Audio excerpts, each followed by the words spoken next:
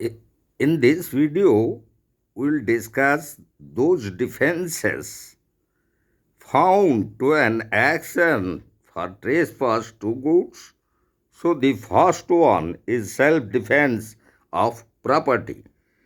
If a person has actual possession of goods and another wrongfully attempts to take the same from him, he is justified in using such words as may be necessary for the very purpose of defending his own position.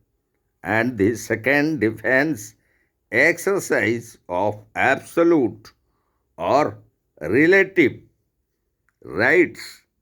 So, regarding the second one, exercise of one's absolute or relative rights, the seizing of goods of another under a lawful distress for rent is lawful, and it is a kind of relationship between the tenant and the landlord. And the third one, obedience to some legal or personal authority. So, this third defense regarding an action for trespass to goods is that obedience to some legal or personal legal authority means such authority may be, for instance, distress or execution of legal process, abatement of nuisance, or abatement of sale by the owner.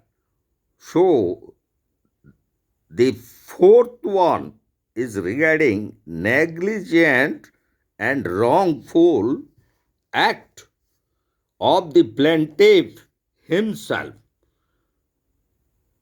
So, the very negligent and wrongful act of the plaintiff himself, for example, if a person places his horse or cat so as to obstruct the very right of way of the public or any private person, it may be removed by applying force for that purpose, and here it would not be considered as trespass to good by removing that very horse or cart which is obstructing the very right to way either of the public or the private.